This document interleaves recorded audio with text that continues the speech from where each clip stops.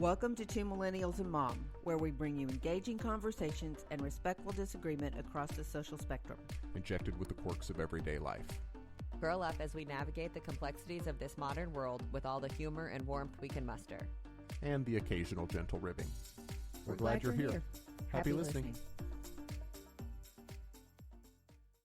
Do you ever look back at something you knew you were right about, like deep down in your bones, you were so sure about, only to cringe because not only were you loud, you were also wrong?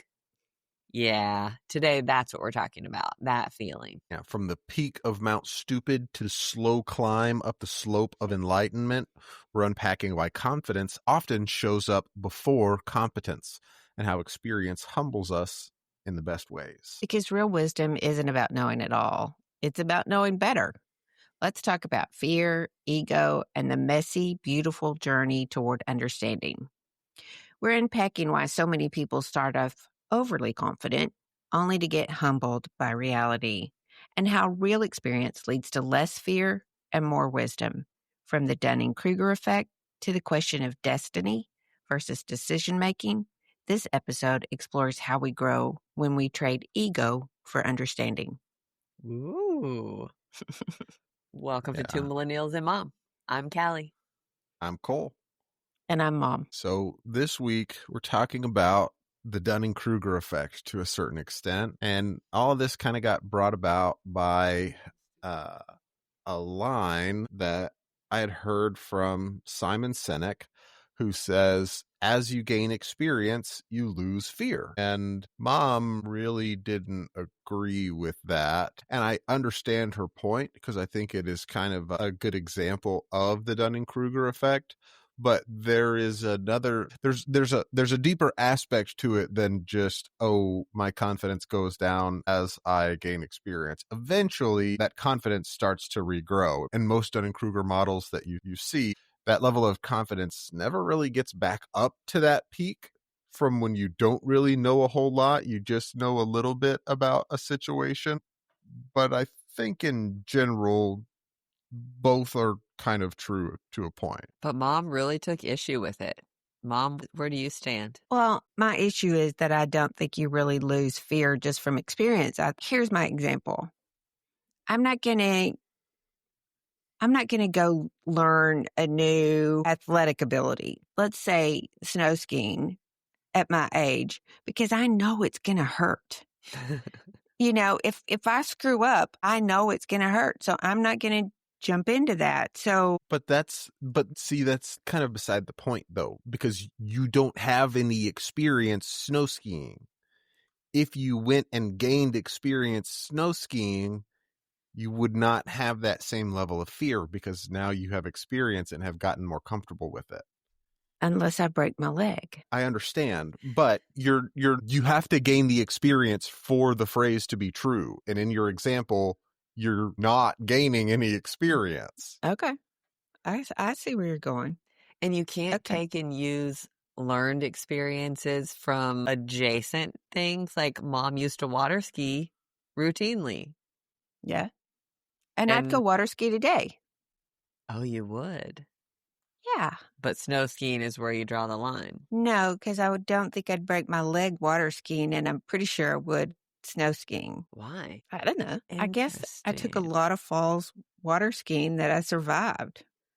Yeah, but how long has it been since you've been water skiing? 32 years? Maybe.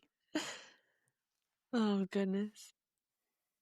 Oh, man. So I would still go water skiing today if somebody said, here are the skis, let's go. Because you have experience and therefore more confidence. And less fear. Okay, fine. Whatever.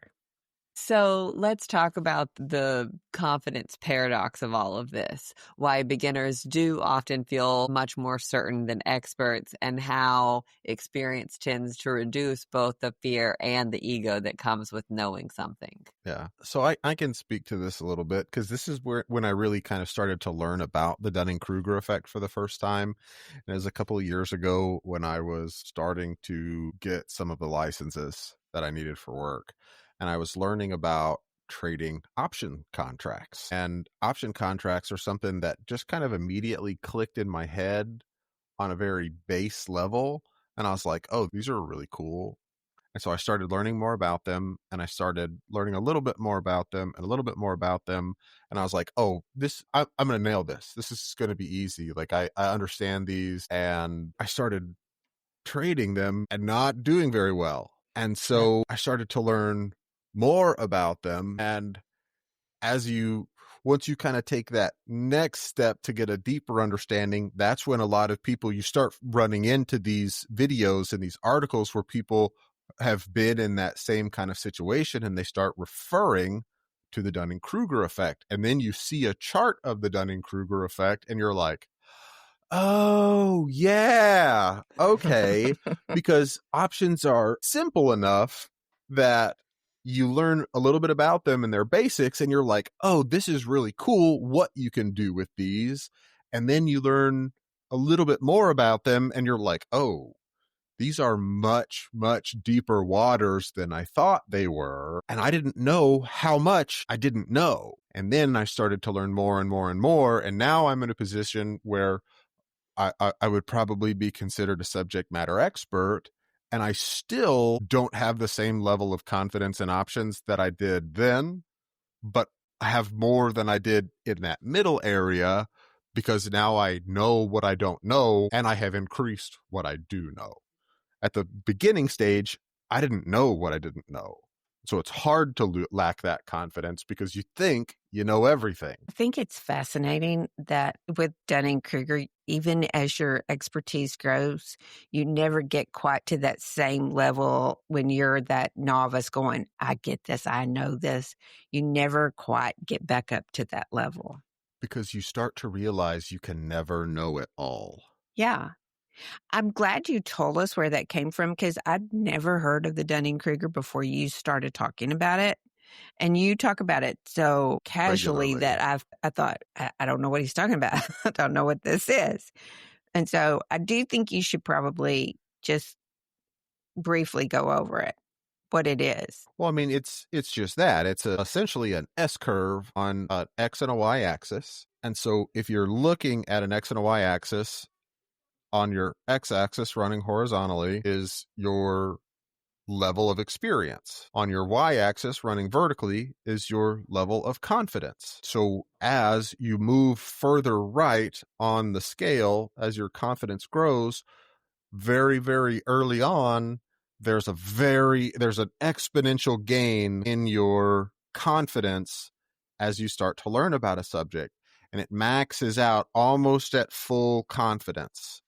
And then you learn just a little bit more. You move just a little bit further right on that scale, and your confidence falls off of a cliff. And it goes, you figure out you don't know nothing. That you don't know everything. You've figure out, summited Mount Stupid. Yeah, you've summited Mount Stupid, and then you start the very, very, very slow climb up the slope of enlightenment.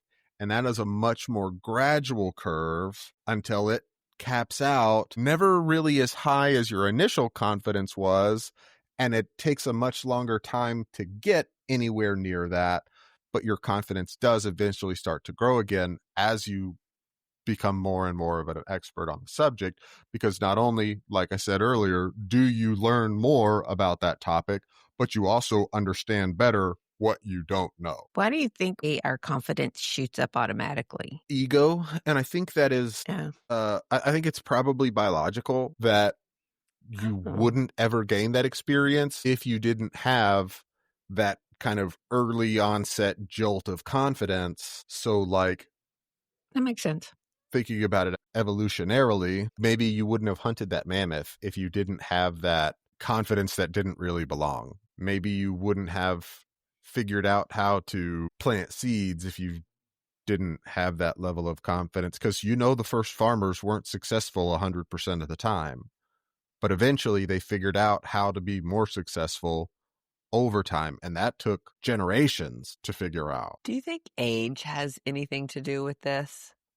Because I feel like, kind of going back to Mom's water skiing thing, when you're young and dumb, which I didn't make that saying up for the record, But when you're young and dumb, especially when it comes to physical activities, you tend to be a lot more invincible in your brain than you are as you're older. So if somebody came up and said, hey, do you want to go snow skiing at 16? That answer is going to be a lot easier to say yes.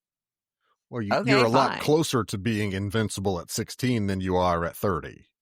Your body heals a whole lot faster at that age. Closer, but not invincible. Right, but you're a lot closer to being invincible. So when you don't have the knowledge to know that you're not, when you don't have the experience to know that you're not, and comparatively, you're much closer to invincible than the older people in your head because you don't know what you don't know. Yeah. You're going to think you're invincible. Yeah. I think with mine, it's just that experience. You know that fall's going to hurt. And so you just think, do I really want to do that and know that it's going to hurt? And when you're young, you're not even thinking about that because you've never experienced the fall. Just wonder if there's a factor of this that can be attributed to age and the stupidity of being young. I don't know any better yet, so I am much more confident that everything is going to work out and be great and not be painful, and I'm not going to die or break my leg. And then once you experience a little bit more of life, you're like, that oh, is the Dunning-Kruger effect, though. Yeah, let's it's on go a broader application instead of talking about one specific thing. But no, I think you're absolutely right. I'm sure there's a correlation to age. The younger you are, the more risk prone you are. Right. Because you oftentimes don't understand the consequences of the risks you're taking. Right. Let's think about reading. When you're a kid and you're just learning how to read a book and you get so excited because you know these words and you're learning these words and you think, I'm doing this. This is the coolest thing. But if you sat down and gave them the Constitution to read at that age, or they wouldn't. Run across the word vivacious. Yes. And so I think age has a lot to do with it sometimes. But I think even somebody my age can get overzealous on what they think they know. Sure. I mean, I think that you could probably illustrate every person's life as a series of Dunning-Kruger scales, a large Dunning-Kruger scale that has a very tight correlation to their age, and then dozens, if not hundreds, of smaller scales for every skill or thing they've ever learned about in their whole life. Yeah, I can see that. I think the other thing with the Dunning-Kruger, though, that I read about is that people, once they've achieved that high scale, and even though their confidence level isn't up, they kind of forget that everybody else doesn't have that level. And so, when I first went to work, I went to work for a communication company and they had trained the scientist after 3 Mile Island. And it was because the scientists couldn't speak to the news people in layman's terms. They were so up here. And that's part of that effect, is that they forget that they're up here and they have this big knowledge base. And I've seen myself do that. I mean, I think we all do that. I mean, Cole, you can talk about some of the subjects, whether that be stocks or firearms or whatever it is. And you've got that level, and I'm still sitting down here on the bottom of it, and I don't always understand exactly what's being said. So I thought that was interesting that that's a part of that too, is that it's not just that you don't gain your confidence, but it's that you don't recognize everybody else's lack of being with you. I think that's fair. Yeah. I also think, I go back to kind of what I said in the intro. Have you ever looked at something like I'm going to use this analogy just because it hits close to home for me. Our dad is a woodworker and is a good one. And so I can sit here and watch him doing things or watch him building something. And there have been a few occasions, I've learned now, but there have been a few occasions where I'm like, I could do that. Well, and I certainly wouldn't do it that way. I would do it this other way. And then you go to actually execute something and you're like, what the heck was I thinking? I have no idea what I'm doing. This is why he was doing it this way.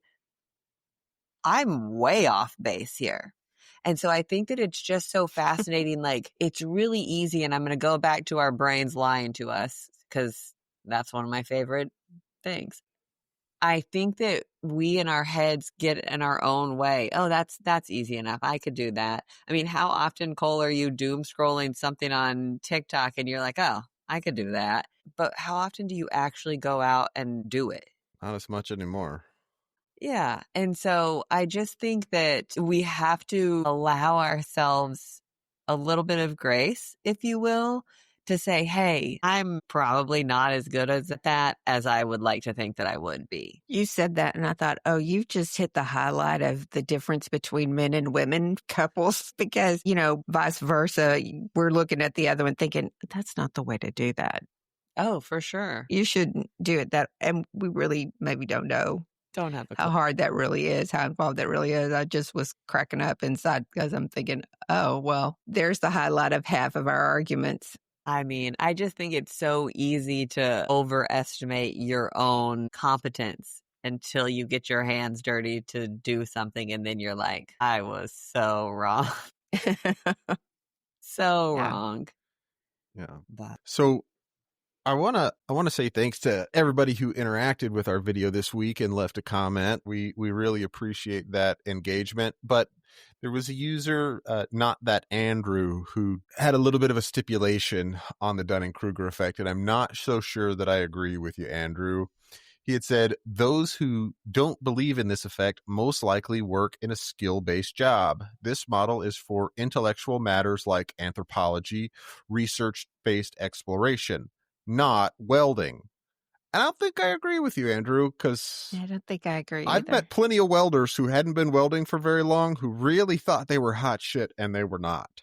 yeah. Well, and I don't think it comes down to intellectual versus manual. It can be the same thing. It's Think about your just driving. experience. I mean, Yeah. put a 15-year-old in the car the first time, and they've sat in the back seat and watched their mom and dad drive. They know how to do this. And then they get behind the wheel, and it's totally different when you're having to, navigate and look in different directions and multitask all of those things. So I don't think it's really an intellectual thing as much as it's a task that you have to Human thing. learn how to do. Yeah. I do think it's interesting talking about welders. I work with a lot of them, and you can tell very quickly a good welder from a new welder. And Yep. how smooth the beads are and lines are and their comfort level with what specific material they're working on or the questions in which they ask. Oh, what gauge is that steel? What does this mean? And somebody who's new to it doesn't have a clue. And so you're like, why does that matter? Why do you care? Because you don't know what you don't know. Yeah. I will say this whole talking about knowing what you know and don't know, it feels very like who's on first. A little bit, yeah. But I think that's kind of the point. Yeah. Is like the first time, if you listen to that skit the first time, you're like, what are these guys talking about? What is happening here? Yeah. And then you listen to it again or you read through it again, and then you start to be like, oh, okay. And you still like eventually you figure out who is, but you Right. still don't really know who is. No, it's just a whole bunch of chaos and managing within it. Yeah. But It cracks me up that y'all are using that as an analogy because that thing is older than I am. That's Hey, some things just work. I know what I know. Okay. Okay. So I want to throw out a couple of things here and talk about how does experience build a more grounded sense of control? You're more aware of the possible consequences to many of the actions you can take. So you're more aware of what you are unaware of to attempt to account for that. I think that's how I would word it. Okay. And then the next one is fear often comes from uncertainty and imagined risk. Yeah. Okay, here's my really weird thing. Mom, close your ears. So here a while ago, I smoked a joint, marijuana. And I remember sitting there. In my personal opinion, it is the worst part of being high. I sat there in total paranoia mode going, if the ceiling fan falls down on me right now, how am I going to get to the hospital? I can't drive myself to the hospital. And imagining, well, what if I were to get up and move somewhere else, like so that the ceiling fan isn't over me? Well, what if I fall and break my leg on the way? And all of this weird sense of paranoia that came in, and you're just like, I'm going to die. I'm going to die right here, right now. I'm not really sure of what, but I think I'm going to die. And then you kind of doze off and you wake up later and you're like, what an idiot I was. The ceiling fan is fine. But it just talking about that imagined risk. I'm laying in bed perfectly still, wondering how I'm about to die. Like, it was so ridiculous. And so I think that because I didn't know how to be stoned. And so when you don't have any concept of this, that fear in and of itself grows into this big, huge, scary monster. And you're just like, I have no idea what is going on. And so I'm thinking of the worst case scenario. Okay. I'm going to ask you another ridiculous question, and I would like a very specific numerical number from both of you. If you are packing to go on a trip, your trip is going to last 5 days. How many pairs of underwear are you bringing? 10. If you're going commando, we don't want to know. So I understand the silence. 5. So there's this whole thing about What if you hit a bump?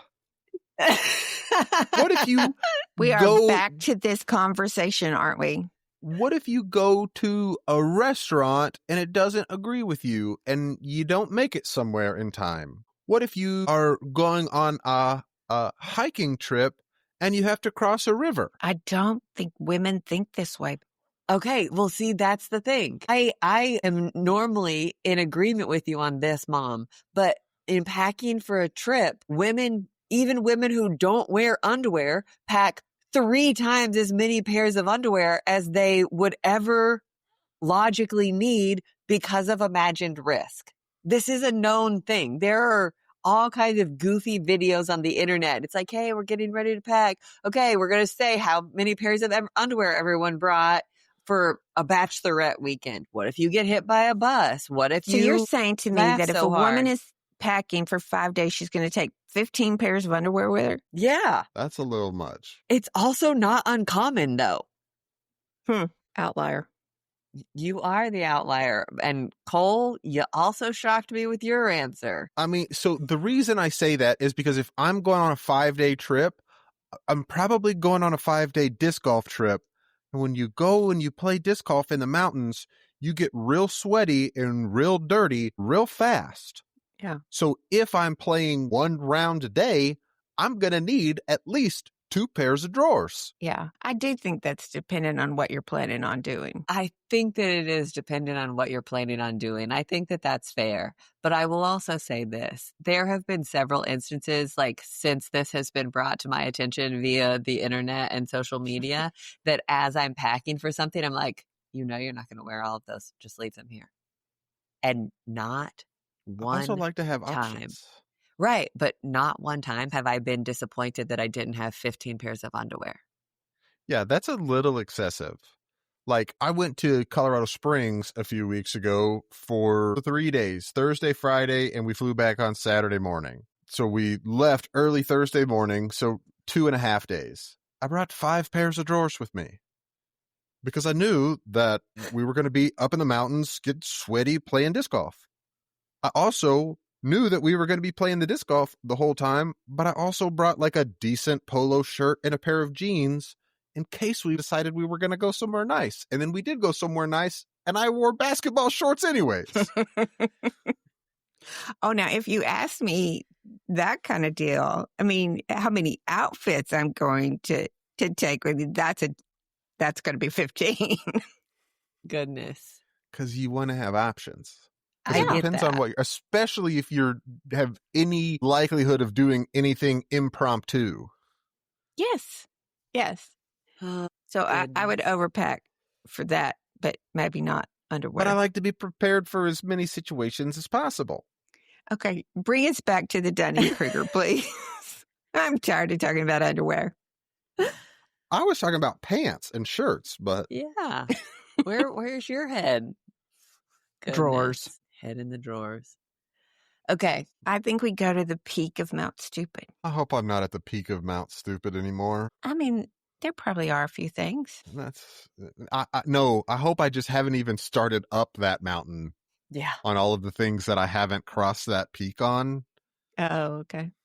I hope that I haven't even started up that slope. So let's talk about that journey to the peak of Mount Stupid, from a position of knowing nothing to knowing better, and how that journey from straight up ignorance to even decent knowledge of that mountain changes your view, changes your voice, changes your choices. So why do we mistake confidence for knowledge? Ignorance.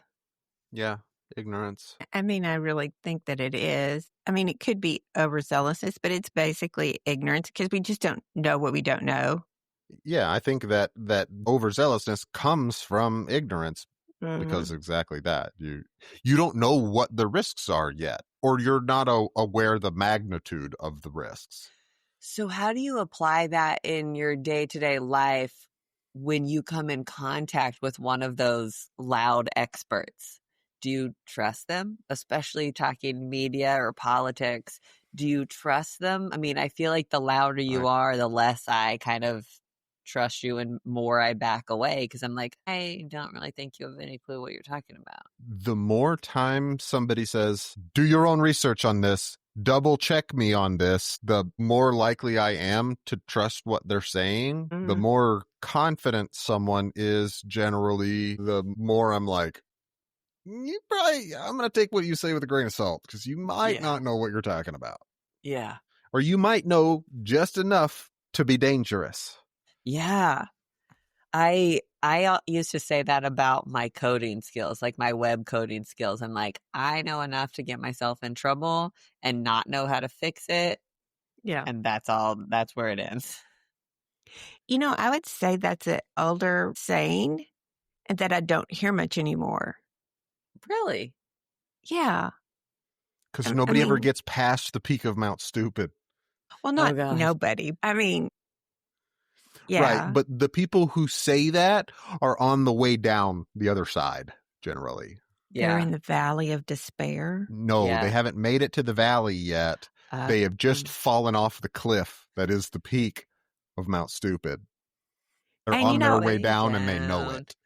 I'm sitting here thinking, sometimes that peak of Mount Stupid to the valley of despair, sometimes that takes a long time and sometimes that's a quick. Yeah, that's fair. That's a drop and you hit the bottom and it hurts like everything. Yeah, it's not always a cliff. You're right. Sometimes it is just a long sloping hill. I'm just sitting here thinking of all of the different things and the different ways. I mean, let's talk about, raising kids. You get up there and especially when you're single and you've not had any children and you're watching somebody else, interact with their kids and you're thinking, my kids are not going to behave like this. This is not going to happen. And then you get there and probably with me, the first one. And your kids are assholes. Was probably your brother at a restaurant, your older brother at a restaurant. And he was an absolute heathen. I mean, I would never do that. That was the thing. Truffle. You did get in trouble from that one time, but that was at school. That was That's not a restaurant.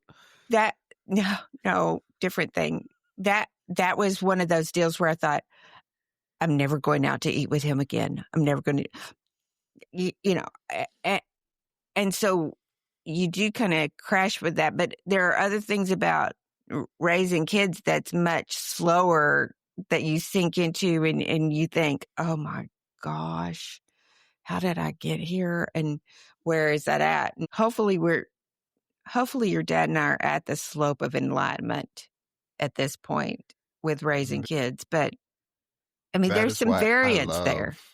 Being an uncle. Do what? That is why I love being an uncle. I love that I have a niece and a nephew and friends that have kids that look at me like an uncle, because when they're acting like a little turd, I can just pick them up and hand them back to their mom or dad and be like, okay, y'all have a good day. We'll see y'all later. That's the slope of enlightenment, though. That's so funny. No, that is me refusing to climb the hill of Mount Stupid. Mine is driving. I don't have kids, but mine is truly driving. And so I feel like I'm a pretty decent driver. I'm a pretty good driver. I do drive a little fast sometimes, like, okay, fine. But as I have become that much closer to people in the racing industry, the more I go, oh my God, I don't want to go that fast. I didn't know how to get out of that. I have no idea how that functions or works or serves you. So the more that I learn about all of that, just the industry in general, the more calmer I become in the car. And so now I just kind of tootle along like a grandma because I'm like, I don't want to get into some situation I can't get out of. And I don't trust anybody else on the road to not put me in there. I think that's part of it, is that you now know that it's the other driver that can be the impact more so even than you do. So that, again, you've learned a little bit more about that. Your experience is there and you've learned a little bit. And I just want to say, I've never seen you drive like a grandma, ever. It's more The so older now than I ever get, before. the I'm on my more way I to drive. the Valley of Despair. Yeah. The older you get, Cole, what? The more conservatively I drive. You know what? I think when you drove as a Uber driver, it changed you a lot. And so I'm going to go back to this, is that I think then you also learned, you were on the road so much, you were dealing with personalities at that, and you did learn. And so you got calmer, definitely got calmer about driving when you were doing that. And I think it's because I've been on the phone with him plenty of times, and I'm not sure calm is the adjective I would use. It depends. Calmer. If the people around me are driving like normal, sane people, everything is fine. If the people driving around me are intentionally trying to commit murder, I'm not as calm. And there seems to be a lot of that these days. There is a lot of that these days, but I think you recognize that more than you did when you were younger. There's also a lot of people who do 20 miles below the speed limit in the left lane, and are getting on an on-ramp.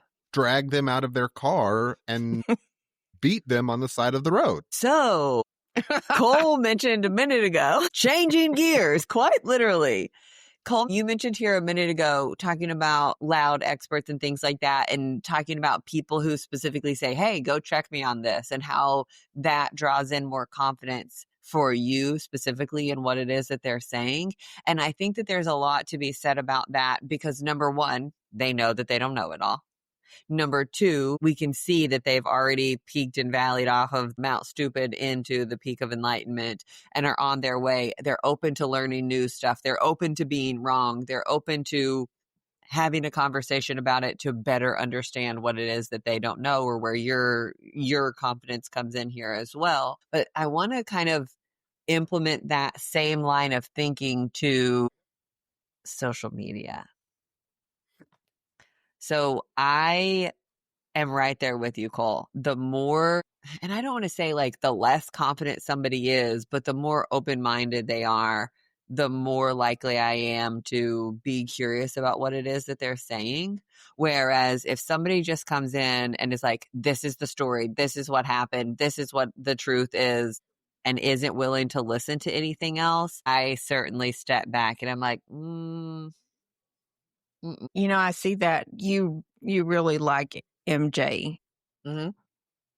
But I think that's because you have seen her comment back and forth where somebody comes back and says, but wait a minute, did you think about X? And she'll go, yes, that's a valid point. Or yes, I did think about this. Or I may be wrong about this. And I will come back to you with that. And so it lends an air of confidence to her that you're willing to listen to, because she's been open. Like you say, she's been open about it, and she's willing to say, I don't think I got that wrong. But I could be. I could be But wrong. I could be. I think that's something that I have learned in my current role more than any other role, because it is so dependent on accuracy, that if somebody asks me a question, I will say, okay, I think it is this, but I'm not 100% on that. And then I will go and do the research and come back and say, okay, yes, it is this way. I have confirmed. Here's a source. Or, hey, I was wrong. don't use this answer, but here is a source that gives you the right answer. So I'm going to go back and circle. Cole, is that unique to your job? And is that age, experience? I think it probably is a little bit of both. I think it is probably, I don't know if I want to use the term exacerbated by my job, but maybe accentuated is a better term there, because in the industry that I work in, accuracy is so important. And there is such a significant amount of risk present in that job that makes accuracy that much more important. So to say, hey, it is this and be wrong is a million times worse to say, hey, I think it may be this, but let me go double check and we'll make sure. Well, and I think that curiosity plays a big role in all of this. Like I said, that willingness to be wrong, but to go and figure it out before it's too late. So I think a sense of curiosity is really helpful and productive in climbing back up to that slope of enlightenment as part of it, to say, I'm not really sure. Let me check. Let me look into this that much more. Let me go double check that one more time. You know, it really truly is that old adage of measure twice, cut once, and being willing to do something multiple times before you make the investment of the cut. And so I just think that curiosity is really helpful at kind of deterring an overconfident situation so that you are measuring twice. That makes sense. Yeah. I was celebrating a win this week and ordering the parts for something that I've been wanting to build for a while. And I was able to do that this week in a span of a few hours because I had been researching this topic and the different parts for 5 years. So I was pretty confident in the things that I was ordering and I already knew where to look. And at the same time, I still went and asked someone who has much more experience for advice and to confirm, hey, this is what I'm looking at. Do you think this is a good idea? Do you know anything about this? And to be able to send that to someone and have confidence in their answers is really important. But to be able to do that yourself is a whole other thing and also really important. And I think that our innate impulsiveness oftentimes overrides that and gets us in trouble.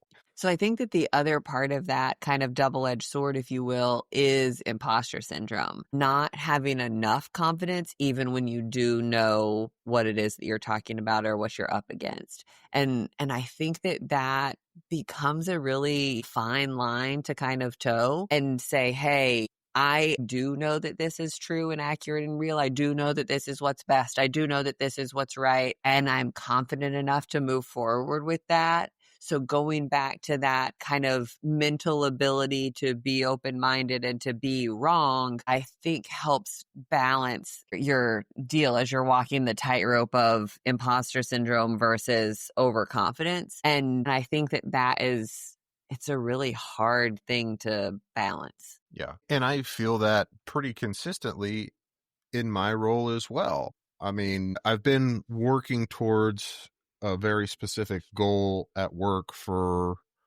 about the last year and a half. And as I gain more and more expertise in my field, the more and more, the closer I got to achieving that goal, the more I was like, I don't know if I'm ready for this. Like, I don't know if I know enough to do this. And I think that to a certain extent that's healthy. Yeah. That caution is beneficial to a point. I think eventually you have to understand that, okay, I don't know everything, but that's okay.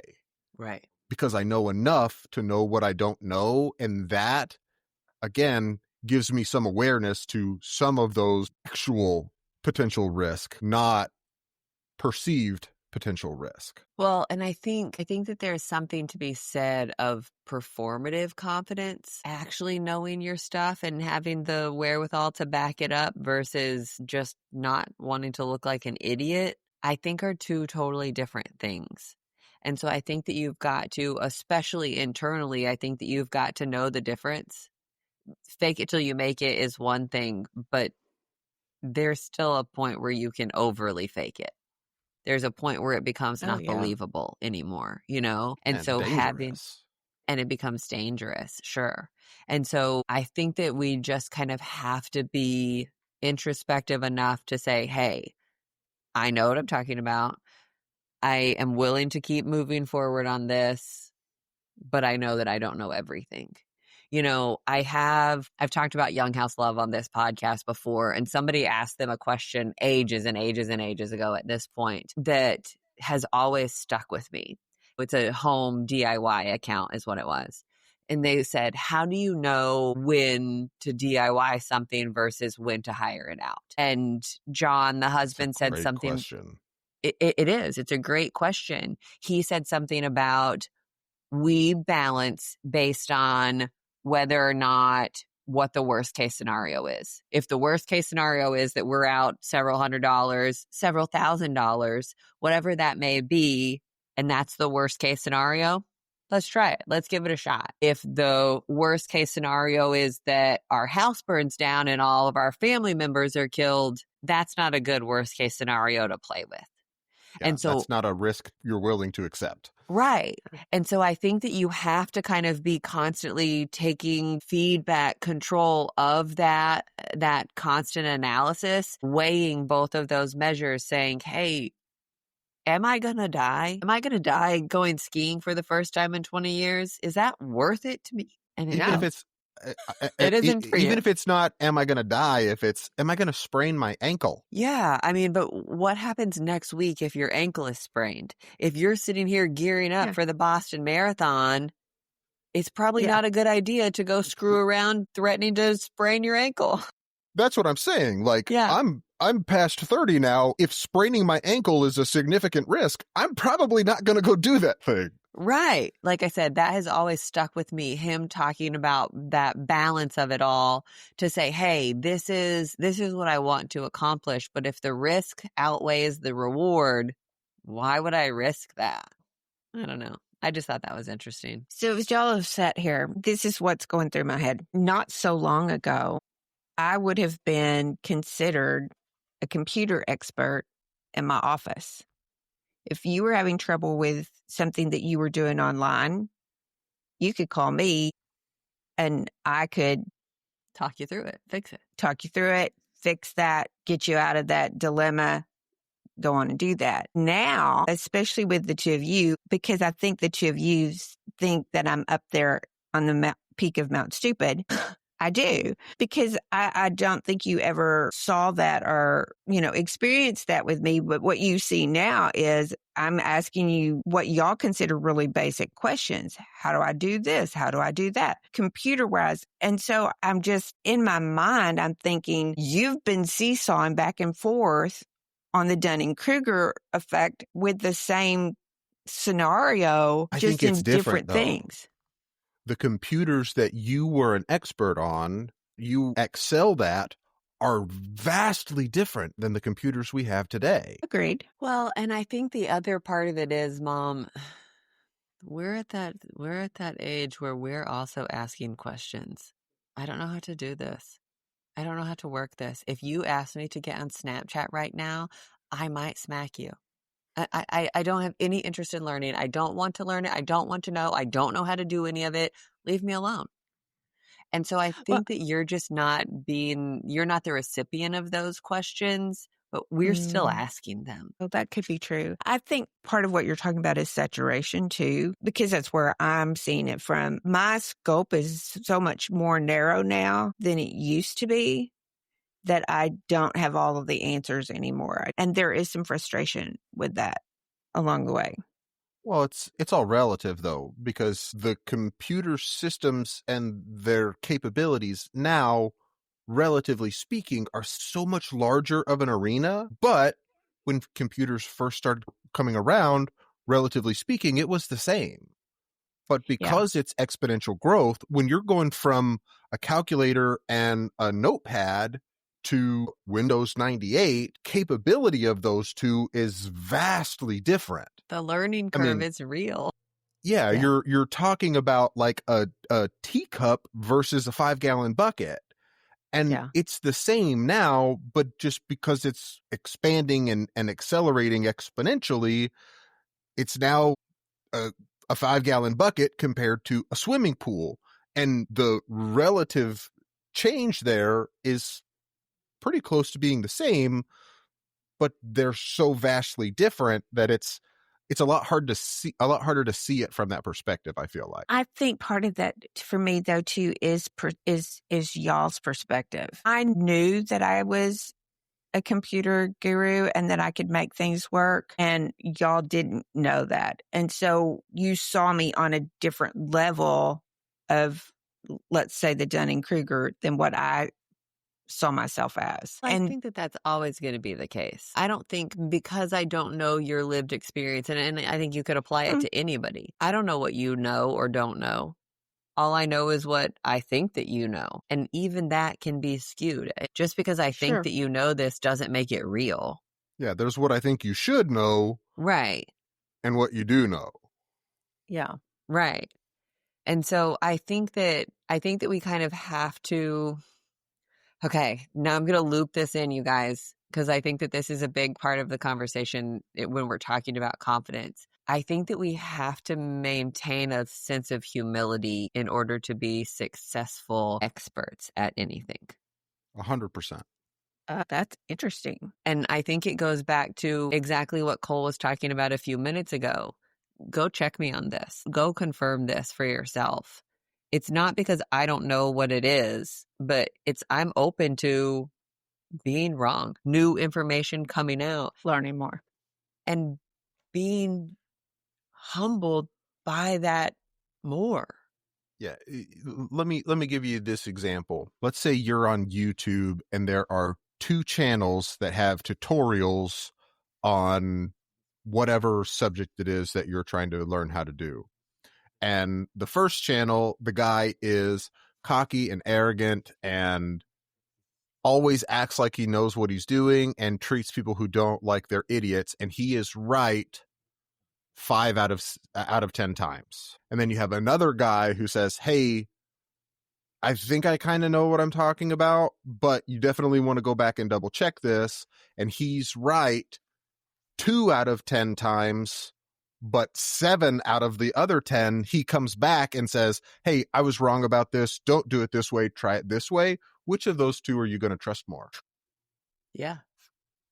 Probably the second guy, because he's willing to admit his mistakes. And he was only right the first time 20% of the time, and the other guy was right 50% of the time. But the other guy came back and said, hey, take this with a grain of salt first off. And then he also came back and followed it up and admitted, hey, I was wrong. That will get you really, really far a lot of the time. Yeah, I agree with you. But I think for so long, and I say so long, I'm talking about in the last few decades specifically. But in the realm of today, I think that we have viewed humility as a weakness. And I think that we could do a better job at seeing it for the strength that it actually is. I think a lot of that has to do with this fake it till you make it mentality that has become so popular because it's successful a lot of the times. And it's not real, but it benefits people all of the time. Right. And I think that there is still, to a degree, some merit to fake it till you make it. And I don't disagree with that. But I think that we have decided as a society that humility is soft.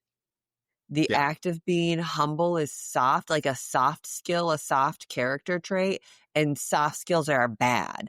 And I don't think that that's true. I would agree completely. I certainly don't think that that's as true as we like to make it out to be in our current culture. I would agree. I'll go there with you. But especially if you're talking about like competitive environments. Especially. I listened to an interview the other day with Simone Biles, and it's talking about her getting her start in gymnastics. And she had no idea she was going to be good at gymnastics. She did it because she thought it looked fun. She was in a gym by accident. They were supposed to go on a field trip and it started raining and it was all outside. And so they just like, well, what are we going to do with these kids? Stick them in the gym. And she's like, oh, that looks fun. I want to try it. Really? Oh, yeah, you should listen to it. It's fantastic. I'll send you a link. But it was so interesting. She never looked at anything with gymnastics and said, oh, I'm going to be great at this. She just kept going. She just kept pushing and kept going. And it was never this do or die situation. The interview I listened to is a couple years old. It was before the Paris Olympics, but she was never worried about anything until she actually got to the Olympics and got nervous about, she calls it the twisties. My body doesn't function the way that it's supposed to, and I'm not really sure why. They kind of call it the yips in baseball and things like that. Yeah. But she's like, I can't figure out why. I don't know. I can't remember how to do this. It's not sticking with me for whatever reason. And she kind of panicked because everybody started looking at her saying, you're letting America down. You're letting an entire country of people down. And she's had to work through that humility in her head going, I didn't let anybody down. And she went on a tour right after she came back from, I can't remember, wherever it was before Paris, I don't remember. And she only came home with a bronze, and she was devastated. And they had this like big tour around the country of people to come meet her and some of her other colleagues, and no one was disappointed in her. They were You're so the third happy. best at this in the whole world. Yeah. And so putting that all into perspective, and again, I just go back to the humility of it all and the fake it till you make it. Like, that was one of the other things she talks about in this interview. She had a mental illness. That's what the twisties is. It truly is a mental block. And there's a mental illness and a mental component that comes with that. If you look at somebody whose leg is broken, you have a general concept of how long that takes to heal. And a prognosis that says, oh, it's going to take you 6 more weeks before you can stand on it. And after that, you have to learn how to walk again, whatever that may be. But mental illness, because of the stigma that we have placed on it, you can't see it. You don't understand the prognosis. The prognosis isn't real. It's so nuanced. It's so nuanced. So I'm not trying to say it's not real, but it's not specific. It's like grief has no timeline. You have no idea how long it's going to last. You have no idea how long it's going to last. And she became frustrated by that, because she's like, can we please fix this? I'm sitting here doing the work. I'm going to therapy. I'm doing all these things. Like, why isn't it getting better? And it took her a lot of time sitting down and answering to humility to say, this isn't a you thing. This isn't a weakness. And it was just so fascinating. And so I think that we would have a really hard time having a conversation about confidence, about experience, without discussing the positive attributes of humility. I agree with that. What do we talk about? Overcorrection. When you're wrong, are you good at saying, oh, shoot, I was wrong. Let me fix that. Or do you swing so far the other way? Oh, no, I wasn't wrong. I didn't do that wrong. That's Never not how I double down. meant it. To what? Never double down. Doubling down is only for blackjack. It's a bad idea. I think that varies with how you're feeling and what the situations are. No, wrong is wrong. I mean, yes. But I guess what I'm saying is sometimes it is easier to say I'm wrong than other times. That's what I'm trying to say. Sure. Regardless, easy doesn't have anything to do with it. It's doubling down. Still wrong. Is in a situation when you're wrong, being extra wrong doesn't make it better. Doesn't Not a fix double it. negative situation here. So I'm really curious, and I haven't read a bunch of them, but I was reading something the other day about men being more prone to Dunning-Kruger moments than women. And there have been a few studies done about how men are more susceptible to being wrong, to existing on Mount Stupid. On the mountain of stupidity. Yes. At least admitting to it. At least admitting to it, yes. I'm going to go ahead and mute my mic for this section. Boo, I was kind of thinking the same thing. This just looks like this is going to be trouble. Yeah, this is a trap. Uh-huh. Like I said, I haven't read the studies, but Studies suggest that men tend to spend more time on Mount Stupid. I mean, again, Do they spend more time on Mount Stupid, or do they spend more time being aware of and admitting that they're on Mount Stupid? I couldn't tell you. I haven't, like I said, I haven't read the studies. I just briefly saw one. Okay, I'm gonna need a little bit more context on that one. Fair enough. okay, just to, take something that's stereotypical. Do men want to ask when they're lost? Ask for directions or Is that- open up that piece of furniture that needs to be assembled, and we don't need the directions. We'll figure it out Yeah. ourselves. Well, I was going to say, is the driving I'm thing a still a weirdo thing? like that. You better read the instruction manual. If you don't, I'm gonna thump you on the forehead and call you an idiot. It's less time consuming to read the instructions and get it done right the first time. Yes. Yeah. And I want to know how the thing is supposed to work anyways. Yeah. Yeah. I don't know, Cal. I think that's a really loaded question. I'm with Cole. Let's mute our mics on that one. I wasn't trying to put you guys on blast and turn you into some kind of sexist crazy people. I just was curious as to your take on it. I don't really think men are more prone to that than women are. Maybe I'm full of it, but Maybe you're just wrong. I plead the mean- fifth. Okay. gosh, okay. Anywhere else you guys would like to go before we get into the weird thought? I'm interested to see where this weird thought conversation is going to go. So, hopping from one weird thought about whether or not men spend more time on Mount Stupid than women, let's go into our official weird thought of the episode. And this one came to us from Cole this week. And I'm very, very curious as to what you guys think. Yeah. Have you ever stopped to think about how bizarre it is that our brains just make drugs, like actual chemical cocktails, from adrenaline to dopamine to serotonin on demand? Imagine living in a permanent... I mean, there's Tons. tons of different chemicals that our brains produce. So imagine living on a permanent hit of adrenaline. Would you be unstoppable, ready to go, or are you just a feral wild animal at that point? So Well, I I wanted think to pretty sure talk about... That's feral. For one, I think your heart would probably eventually explode. Oh, yeah. And I don't think it would take all that long. Like, I think existing, and you can talk to, like, especially war fighters, guys who have been in the shit for extended periods of time, like more than a couple of days, and it's gonna Affect you. eventually your body is going to start to break down, even though your mind can't perceive it because it's under the influence of adrenaline.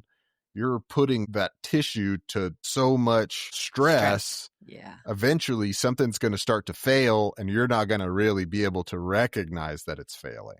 Right. I'm just curious, where did this thought come from, Boo? It comes from this book series that I'm reading right now. And basically, there is a guy who has been training to be a gunfighter for the last couple of years as kind of just like a hobby. And then the shit hits the fan, and he has to put those skills to actual use. And it's kind of him describing his experience of being high on adrenaline and how, like, it feels like time is moving slowly, and he's analyzing things more quickly than he normally would. And he is thinking through the process in such a different manner than he would not under the influence of adrenaline. And I was just kind of sitting there thinking about it while I was listening to it. And I was just like, it's really crazy that, I mean, your heart rate starts to go up and that adrenaline starts to pump, and how much it changes your thought process, because you start to think differently. Sure. And it impacts different people differently. And so it just kind of sprouted with me sitting there, like, not really doing anything and letting my mind run. I'm like, man, it's really crazy that that's a naturally occurring drug that our bodies create, and how seriously impactful that is. I mean, it allows you to lift heavier weights, to run faster and run longer and breathe more efficiently. And you're just like, oh man. So you get to thinking about it, and then you start thinking about all of the other drugs that your brain makes. And I mean, that's just kind of where it came from. Tiny, unpredictable pharmacists in our brains. But here's my next kind of question off of that. You know, they talk about especially moms who, when adrenaline hits them, can lift cars off of their children, right? So when you go to the gym and you work out really hard and lift more weights than you did before, you're sore the next day. Do you think those moms are sore? I'm sure they are. I'm sure they have torn ligaments. In fact, I'm almost Really? certain that this is recorded science, that you're probably more prone to injuring yourself while high on adrenaline because it's harder for you to recognize the limitations of your physical body. Interesting. You don't feel pain as intensely. Right. So when you do hurt yourself, you're able to continue on, where without that influence, you would probably have stopped beforehand or not be able to continue. And that's Right. the reason adrenaline is there. It's to try and keep you alive, to allow you to surpass those governors that your brain has to stop you from injuring yourself.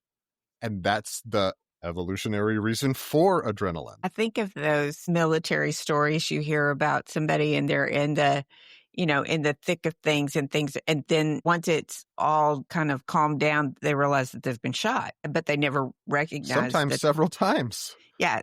But they didn't feel it. It didn't stop them. They just kept going. Didn't hurt. Yeah. I mean, I would tell you that if something critical is going on, if there's some kind of crisis, I'm great in that crisis. And then I'm going to fall apart completely as soon as it's over. When it's over. Yeah. When the danger is gone, then I'm just going to be a little puddle of, that nerves. Is called a come down. And so I would never have thought about this, but it is really interesting how many drugs your body actually does produce. Naturally It produces. just makes naturally by itself. Weird thought. Tying this into kind of our conversation about confidence and the Dunning-Kruger effect, in that same book series, Cole, I'm a little bit ahead of you, or at least I was. I may not be anymore. But in kind of the next book or two, the same guy says something about all of the skills that they've learned, and they're working on like honing those skills much, much later. And so he said something, he's like, all of our skills that we've learned, they may be great in practice, but the moment that we go to apply them in a real world scenario where that adrenaline is pumping and everything, the best that we can count on is remembering 50% of our skills, 50% of what we learned. I believe that.